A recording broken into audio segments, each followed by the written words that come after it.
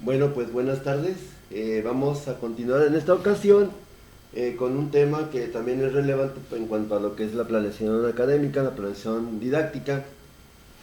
Pues decíamos en el anterior video cómo se llena un formato de carta descriptiva.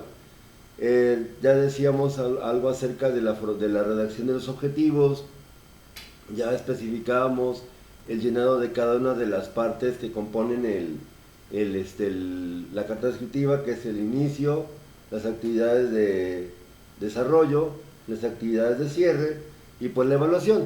En este caso me quiero concentrar un poco más justamente en esta parte de la evaluación. Cuando hablamos justamente de una evaluación, pues nos referimos a ese proceso que va a intentar pues verificar de manera cuantitativa cuál es el rendimiento del alumno en función de un aprendizaje. Si bueno, como comentario tendríamos que especificar que cuando hablamos de evaluación docente, en realidad hablamos de un proceso que tiene tres etapas diferentes. Hablamos de evaluación diagnóstica inicial. Esta básicamente va a ser al principio de todo lo que es el curso, las actividades, o en la sesión misma, que solamente pretende como recuperar conocimientos previos. Otra va a ser la evaluación formativa, ¿sí? O continua, que de alguna manera esta es verificar si realmente se está hablando, se está entendiendo el tema, si se alcanza justamente a comprender lo que se está exponiendo. Y en este caso, el tercer tipo es justamente el tema de hoy, que es la evaluación sumativa, que es finalmente la que se aplica al final de una clase, al final de un tema, al final de un periodo, etc. Esta evaluación sumativa, pues la modalidad más clásica va a ser pues el formato de examen. En este caso, cuando hablamos del formato de examen, pues se supone que previamente hubo una sesión de instrucción, se especificó un tema, tal vez se leyó un documento, una lectura, etc. Y lo que se pretende es justamente a través de la redacción de preguntas, justamente evaluar qué tanto conocimiento adquirió el alumno. En este caso, pues justamente vamos a hablar de los formatos, la elaboración de exámenes a través de, por ejemplo, en este caso, una hoja de Word, donde pues lógicamente vamos a plasmar esas preguntas que van a responder nuestros alumnos. Bueno, vamos empezando primero con las preguntas cerradas, que se llaman así porque solo admiten una posible opción correcta como respuesta, ¿sí? Es decir, solamente una respuesta no es diferente a las preguntas abiertas, que pueden admitir más de una respuesta. En el caso de las preguntas cerradas, tal vez el más conocido sea justamente lo que son los reactivos de opción múltiple.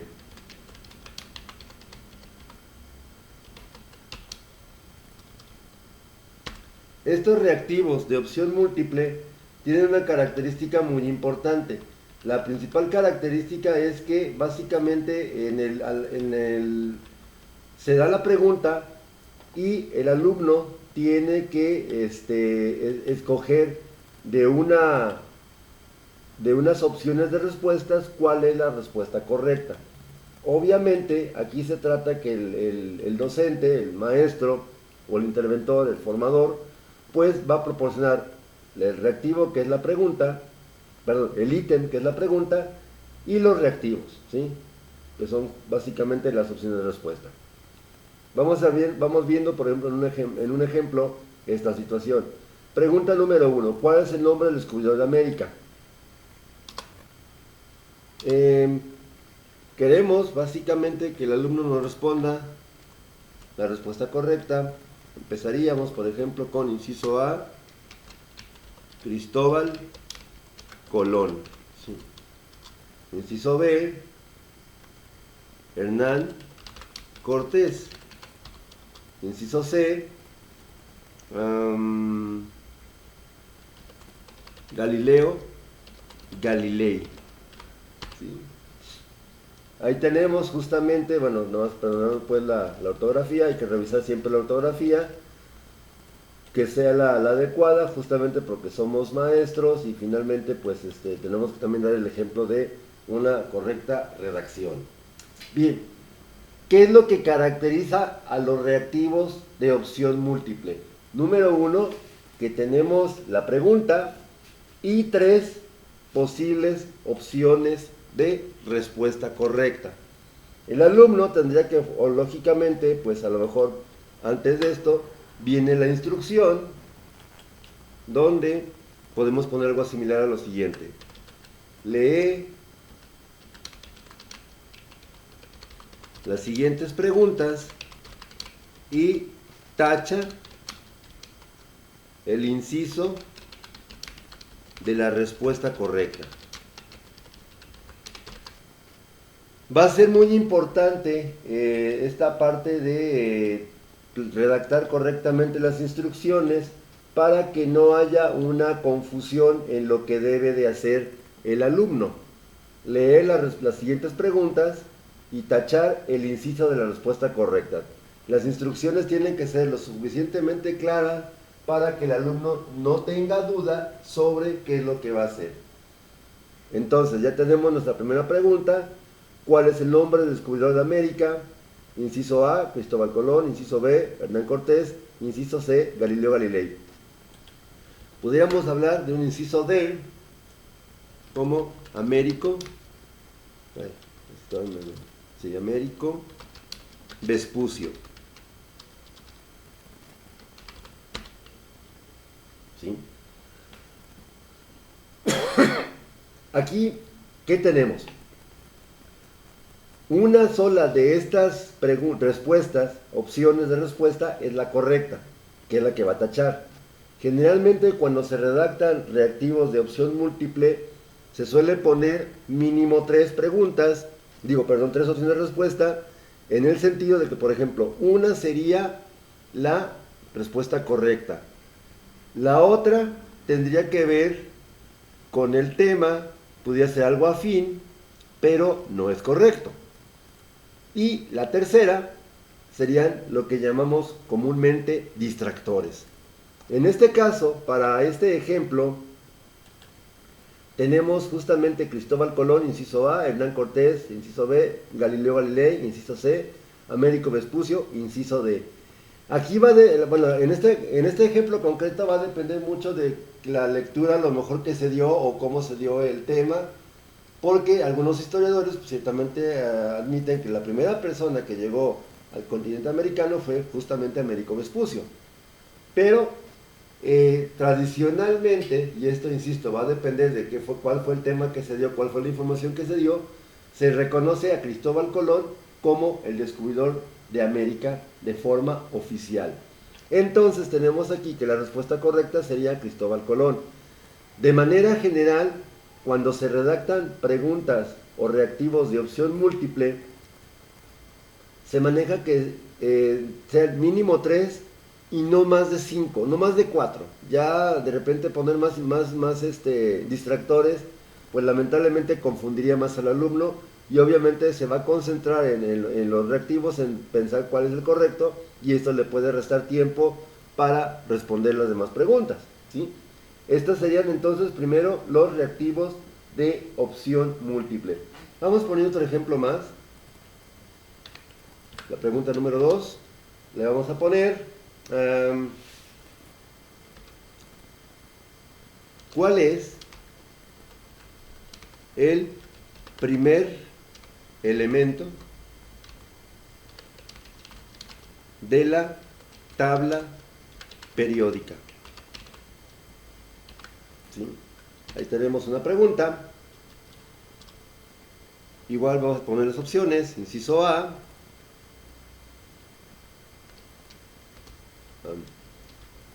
de manera general, a ver, es inciso A, periódica. Aquí hay un error, perdón. Ahí está. Inciso A. Vamos poniendo, por ejemplo, igual, recordemos, una respuesta correcta, una respuesta que es afín pero que no es correcta, podemos pensar helio, ¿sí?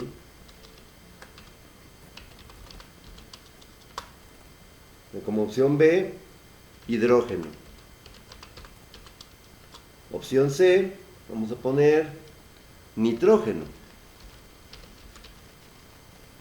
Y opción C, D, oxígeno. Ok, igual de la misma manera, tenemos que en este ejemplo, tenemos la respuesta correcta, es el inciso B, es el primer elemento de la tabla periódica. Los distractores, bueno, aquí en este caso es un poco más complejo, porque ciertamente todos son elementos químicos y todos son elementos importantes. El alumno tendría básicamente que escoger cuál de ellos es el que aparece como primer elemento de la tabla periódica, que en este caso sería hidrógeno, el segundo sería helio y así. Entonces en este caso tenemos básicamente 3 distractores, ¿sí? A lo mejor la afinidad estaría justamente que después del hidrógeno sigue el helio, ¿sí? Entonces, aquí tenemos ya una segunda pregunta y el alumno igual tiene que leer las instrucciones, las preguntas y para tachar el inciso de la respuesta correcta. En algunas ocasiones la instrucción puede variar, a lo mejor lee las siguientes instrucciones y coloca en el inciso, en el paréntesis, perdón, a la izquierda del número, cuál es la correcta. Algo así como esto. Bueno, a ver quién nos va a poder. Bueno, aquí no se pudo porque está configurada ya para hacer la numeración continua. ¿Sí? Podemos dejar, por ejemplo, en el formato de Word, podemos dejar justamente un espacio de separación para que no se mezclen las preguntas. Ok, vamos a poner un ejemplo más. 3 punto. Vamos a ver, una pregunta sencilla.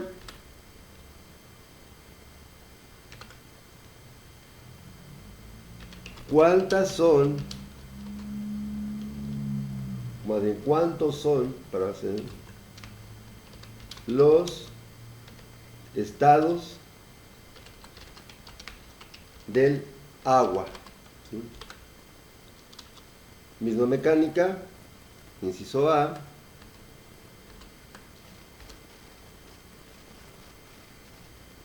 Cuatro, inciso B, 5, inciso C, 3, ¿sí? Inciso D, 2, ¿sí? De igual manera, bueno, espaciamos aquí con el cursor, ahí está, para que haya aquí nos marca en azul un error de concordancia, son los estados, aquí periódica, ok, no lleva punto después del signo de interrogación, y ahí está. Aquí inciso E, le ponemos, no, nomás era uno, hasta ahí. Respuesta correcta, 3, sólido, líquido y gaseoso. Y por lo tanto, es la única respuesta correcta. Los demás son también distractores. Bien, estas serían las características esenciales de los reactivos de opción múltiple. Sin embargo, también tenemos en otra sección, vamos a poner reactivos de falso verdadero.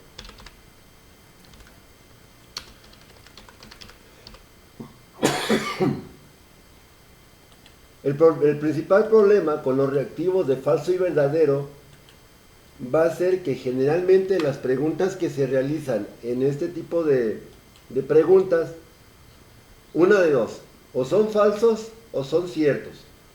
El problema es que generalmente estos reactivos tienden a confundir un poco a los alumnos en experiencia propia, porque tienen que leer atentamente la indicación y justamente dar una respuesta que ellos consideren correcta. Entonces van a ser también importante las indicaciones. Lee cuidadosamente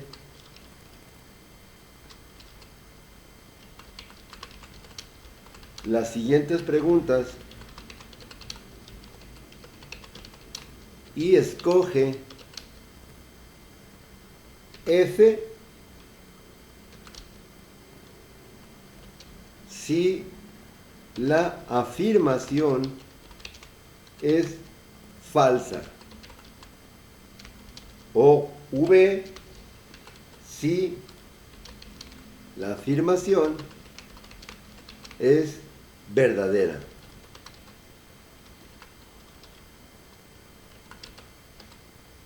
Ahí está nuestra instrucción.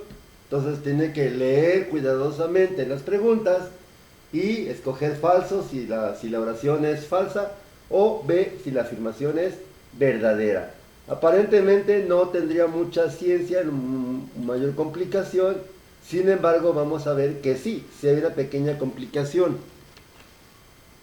A ver. Y la complicación va a ser, en esencia, justamente la parte de ¿cómo se llama? De la pregunta. Ok. Pregunta 4. Vamos poniendo algo como ejemplo.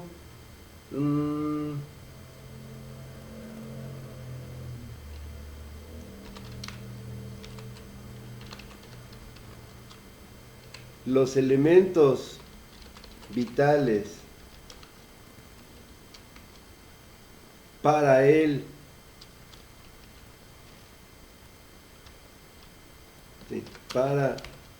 desarrollo de una entrevista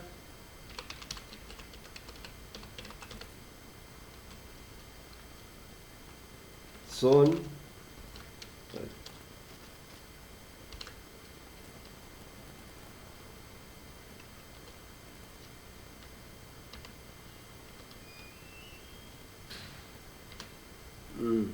ya sé, aquí tengo un error en cuanto a, por eso no me daba, ahí está, son el rapport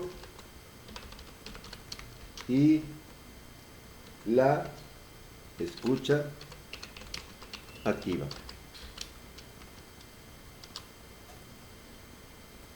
Ok, aquí tenemos ya la pregunta.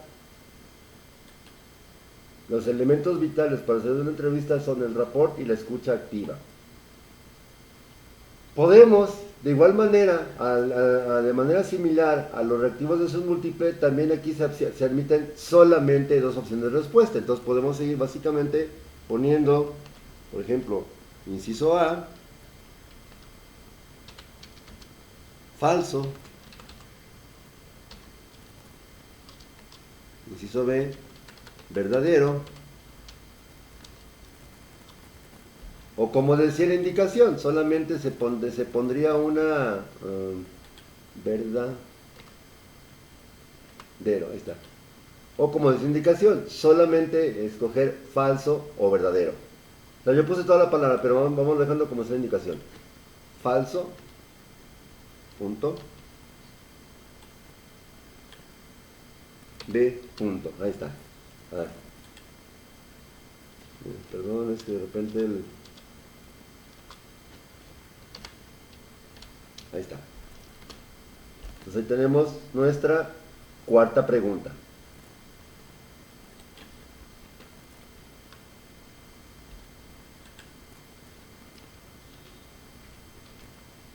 ¿Sí? Ok, entonces aquí, ahora, un punto importante, más que la propia elaboración del formato, va a ser el siguiente. La indicación dice, lee cuidadosamente las siguientes preguntas y escoge F si la afirmación es falsa.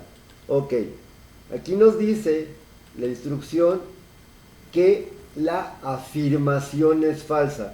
Por lo tanto, si queremos aplicar una evaluación usando reactivos de falso verdadera o verdadero, todas las preguntas van a tener que ser redactadas no como forma de pregunta, sino como afirmación.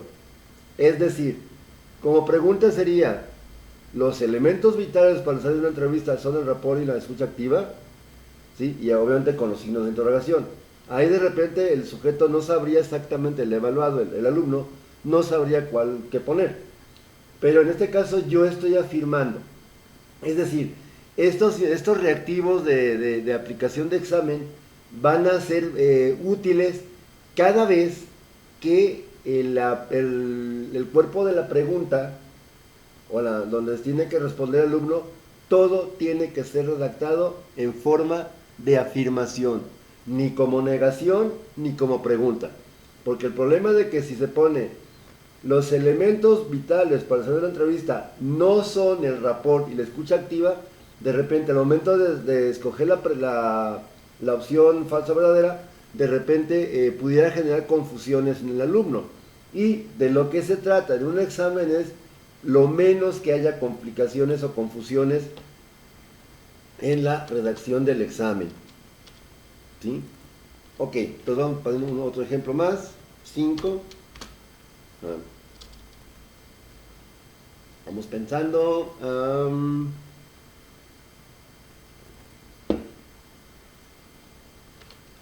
Fumar. Pero está bueno, ya puse todo en mayúsculas. Que recordar una cosa muy importante. Ya ahorita sin querer estuve poniendo todo en mayúsculas. En lo que es el lenguaje, digamos, escrito en un teclado, en redes sociales, en una publicación, etcétera, generalmente el hecho de escribir con puras mayúsculas significa que estás gritando. Entonces habría que seguir justamente esa norma y no mezclar en medida de lo posible, no escribir o tratar de evitar escribir todo con mayúsculas, sino usar mayúsculas y minúsculas. En este caso yo ahorita lo puedo corregir. Fumar, no más bien lo corregimos.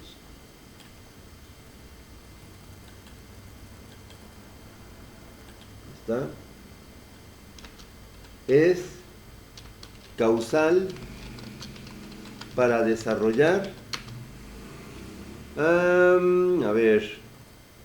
esquizofrenia. Misma mecánica con las respuestas.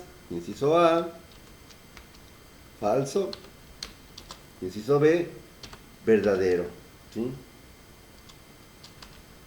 Y en este caso, la respuesta correcta va a ser falso. Y aquí obviamente el alumno tendrá que escoger cuál es la respuesta correcta. ¿Sí? Ok, entonces ahí tenemos dos reactivos de falso y verdadero. De manera general se sugiere que no se abuse de estos tipos de reactivos porque lamentablemente muchos alumnos utilizan pues el azar para justamente contestar esta sección de preguntas. También sería hasta cierto punto antipedagógico realizar un examen, supongamos, de 30 preguntas, todas de falso verdadero o todas de respuesta abierta. Lo más aceptable, la práctica, digamos, adecuada para la conformación de una evaluación por escrito sería un examen en multiformato. Es decir, que haya una sección de falso y verdadero, una sección de opción múltiple, una sección de preguntas abiertas y otras que vamos a ver a continuación. ¿Sale? Entonces aquí tenemos ya nuestros reactivos de falso y verdadero. Vamos continuando ahora con otro tipo de reactivos que van a ser los reactivos de completar con una palabra o frase el espacio en blanco. También conocidos en algunos medios como exámenes de Canevá.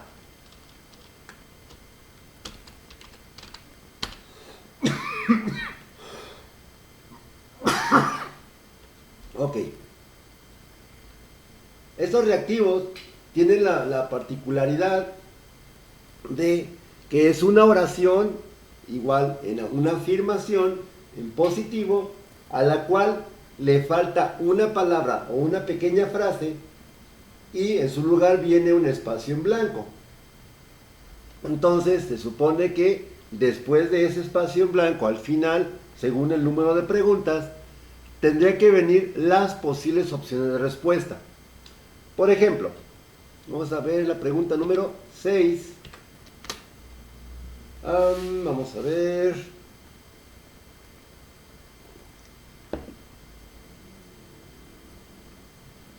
Vamos a empezar con el espacio en blanco. Fue el padre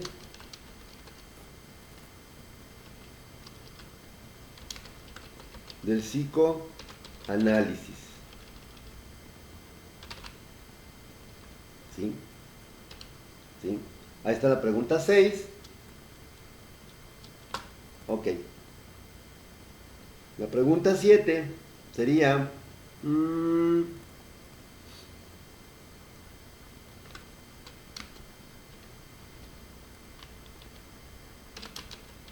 para el enfoque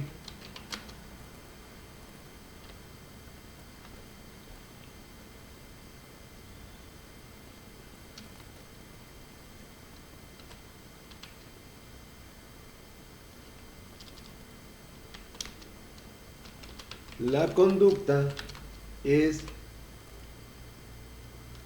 una de las variables más importantes que se deben de considerar dentro de la psicología científica. Y una tercera pregunta, 8. A ver.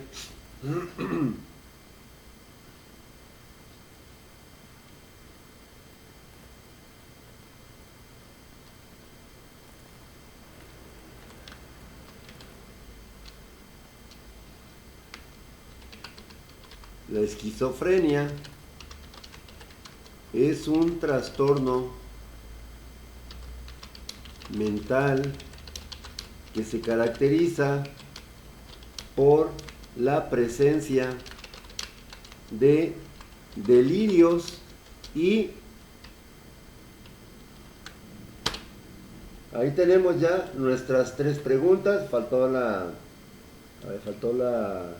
instrucción. Ahorita la colocamos. Ok, vendría la instrucción.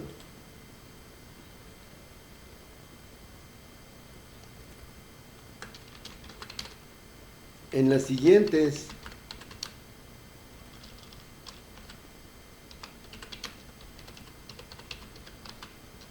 preguntas falta algunas palabras. ¿Sí?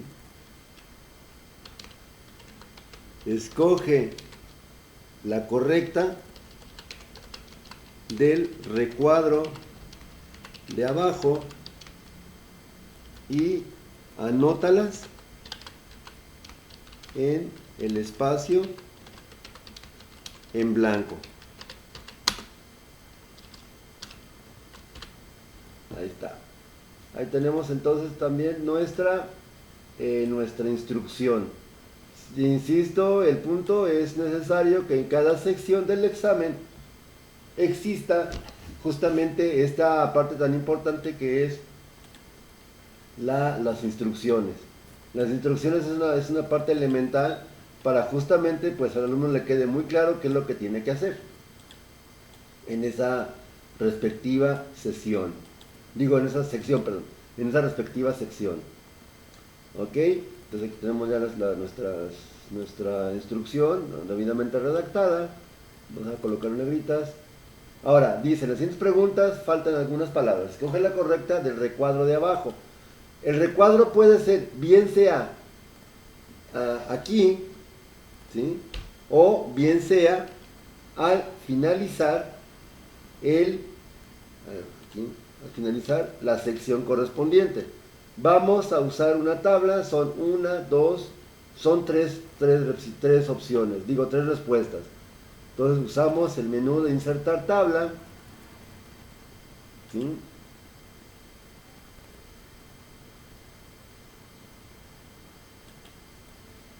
Tenemos las opciones. Ok, podemos anotar, por ejemplo,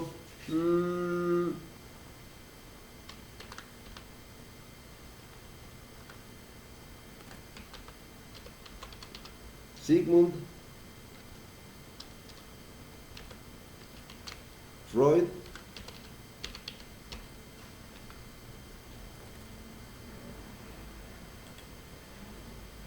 acá podemos anotar alucinaciones y acá la otra era para enfoque, ok, conductista.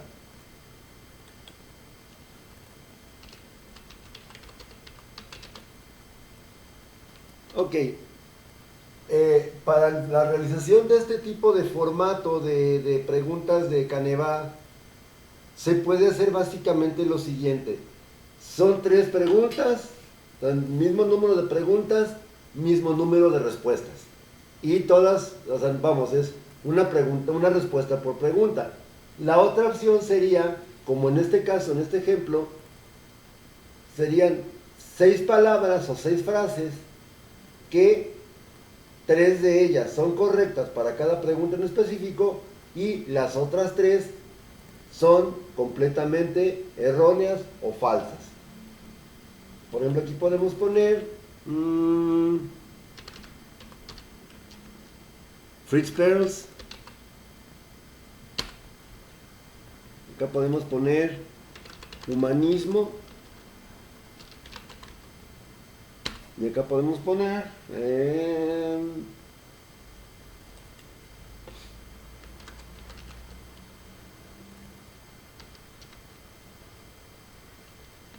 vamos a poner por acá y conducta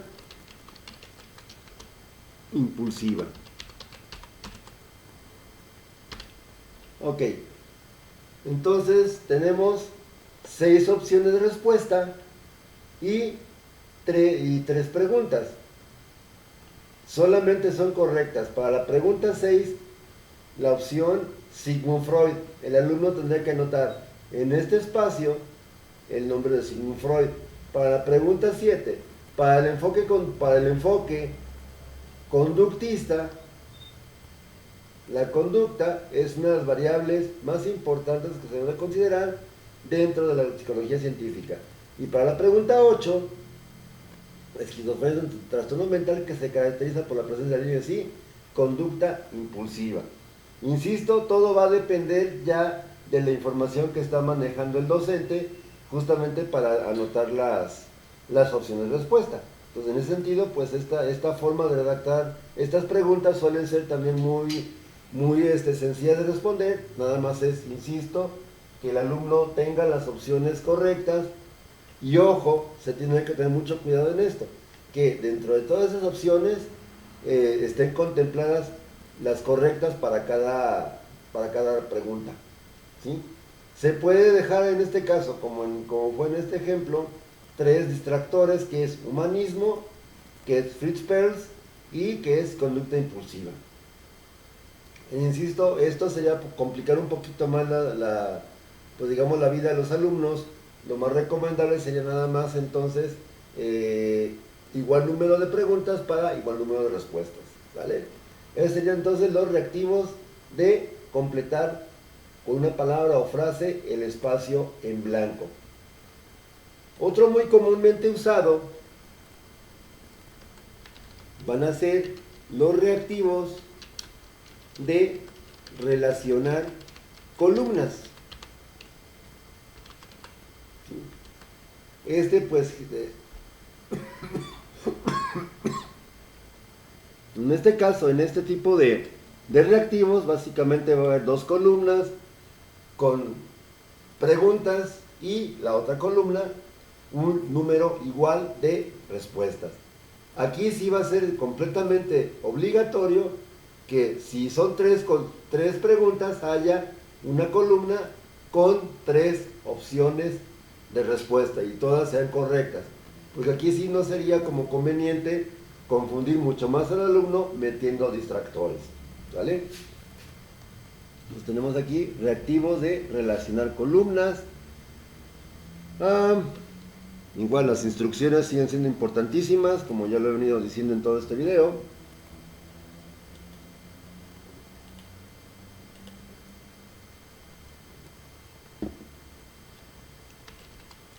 Podemos empezar la instrucción así. relaciona la columna de la izquierda con la columna de la derecha, anotando en el espacio en blanco el inciso correcto. Como siempre, va a haber alumnos que tal vez no entiendan bien la explicación. Eso es algo completamente normal, es muy frecuente, a veces por la presión del examen, tal vez a lo mejor por no leer las instrucciones. Tendríamos que estar siempre dispuestos justamente para dar la correspondiente retroalimentación o información necesaria. Vamos poniendo por ejemplo, abrimos igual entonces otra vez una tablita, insertar tabla. En este caso vamos a usar 4 y otra vez 3. En este caso, aquí vamos a poner el inciso.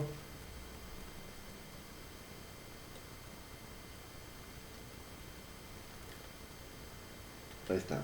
Entonces aquí tenemos ya nuestro tablero para poner las respuestas. Vamos a ver la pregunta 8, vamos a poner aquí la pregunta número 9. ¿Sí? Acá la pregunta 10. Ahí. Y acá la pregunta 11. Para continuar con el consecutivo que estábamos llevando. Será 1, 2, 3, 3, 4, 5, 6, 7, 8, 9, 10 y 11. Y aquí va a estar el espacio en blanco, que bien puede ser, por ejemplo, un paréntesis. Nomás que aquí va a ser un poquito más.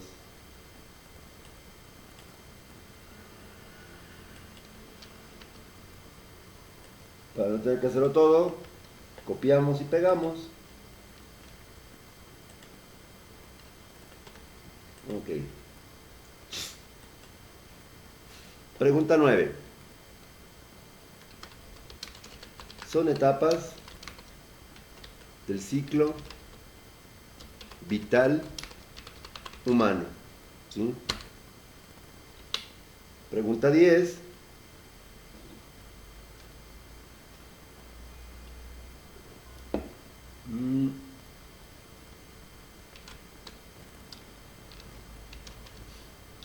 Son síntomas del trastorno obsesivo compulsivo. Y la 10, no, perdón, sería una pregunta, a ver.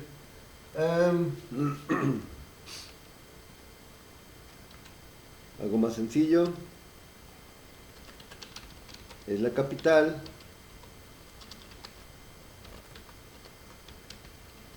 de Francia.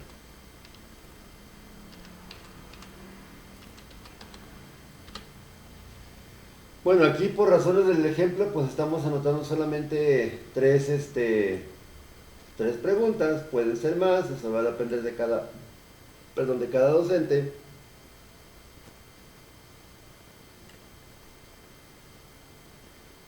Algo importante va a ser en este caso, a ver, para que no tengamos problemas con los espacios. Ahí está.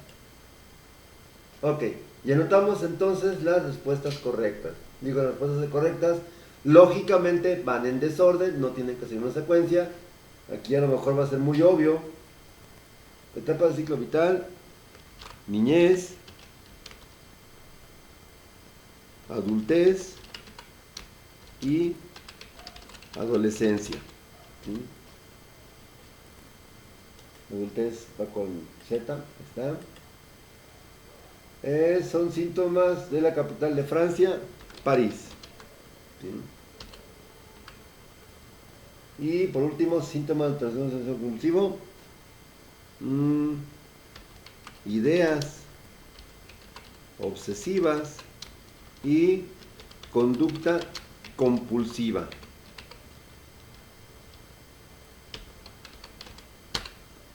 De tal manera que en este caso nuestro alumno tendría que anotar en el paréntesis, ¿sí?, el número de pregunta que es el correcto. Por ejemplo, para ideas obsesivas y conducta compulsivo, aquí el alumno debería de anotar, lo voy a hacer yo con la computadora, debería anotar el número 10. ¿Sí? Bueno, a mí se me movió un poquito. Está 10. Síntomas del trastorno obsesivo compulsivo.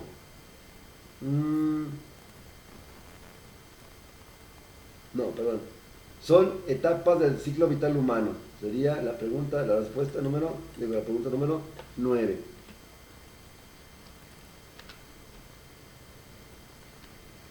Por último, Sint es la capital de Francia, París es la 11. Ya está. Ahí tenemos justamente entonces nuestras preguntas de relacionar columnas, ¿sí? Insisto, aquí se vio muy obvio justamente porque nada más puse 3 reactivos, pero ya en la práctica real, pues lógicamente pueden ir más reactivos. Insisto, en este caso, para este tipo de evaluación o de examen, no se va a notar nunca una respuesta que sobre y una pregunta que falte. Tienen que ser a igual número de preguntas, igual número de respuestas. Por último, vendrían los nunca ponderados, bien ponderados, los reactivos de pregunta abierta, o también conocido como de tipo ensayo. Bueno, en este caso, lógicamente, pues la pregunta es completamente abierta. Se pide básicamente que el alumno dé una respuesta correcta, aunque sí tendríamos que hacer una pequeña aclaración al respecto. Instrucciones.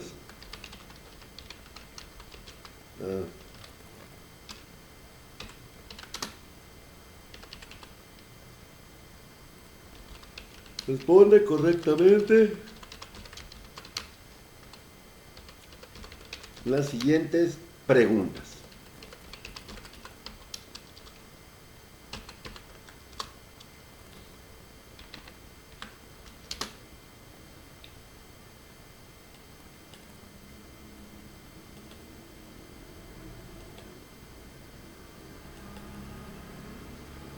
Vamos poniendo, por ejemplo, aquí en responder las siguientes preguntas.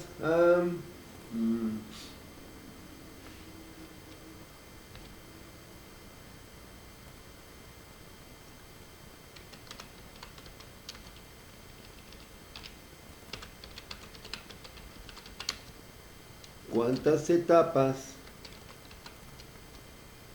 componen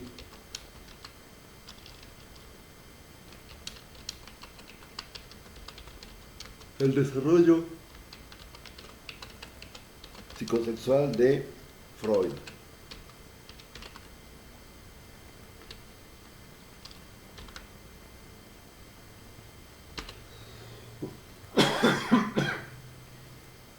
Puede ser que en este tipo de preguntas la respuesta sea muy sencilla, muy obvia, aparte,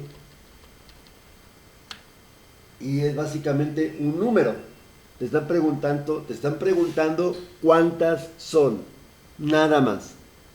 Y aquí va a ser entonces la etapa oral, anal, fálica, latencia y genital. Son 5. La respuesta correcta serían 5 etapas. Bueno, a ver, es que se me movió. No tenía que haber pasado, pero bueno, se movió. Mejor quitamos las líneas.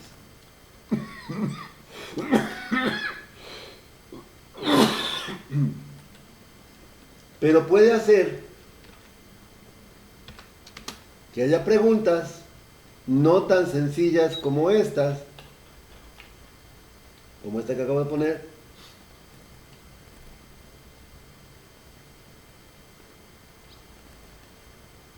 O por ejemplo,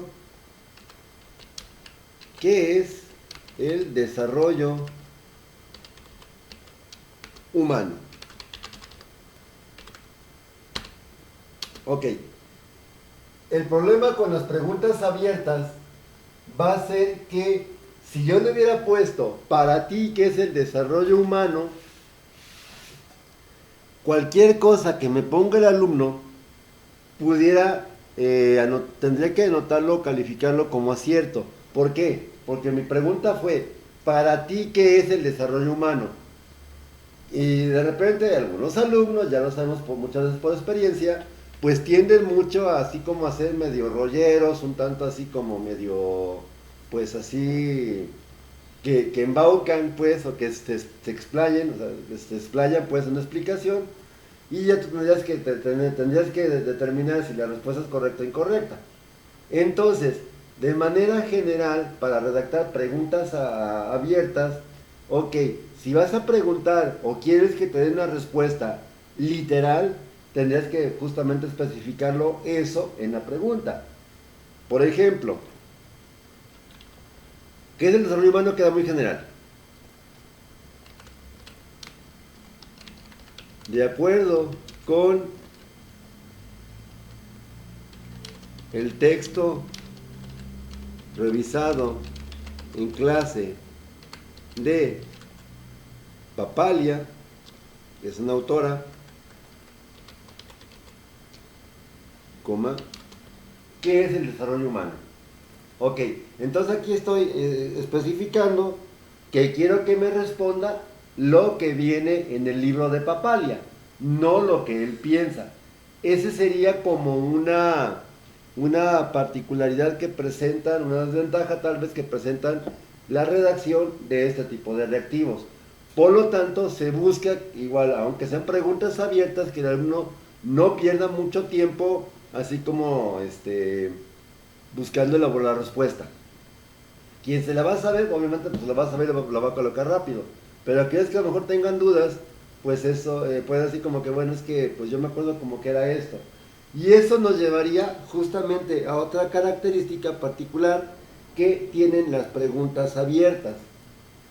Puede ser que, como en el caso de la primera, sean solamente una información puntual. Son 5 etapas. Y si le pone 6 está mal, si le pone 4 está mal, 5 es lo correcto.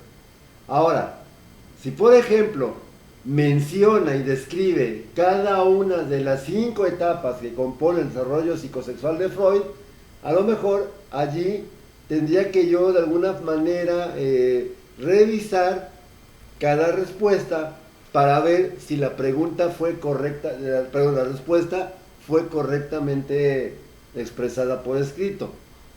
Si es correcta al 100%, puede ser que le dé un valor de 2 puntos.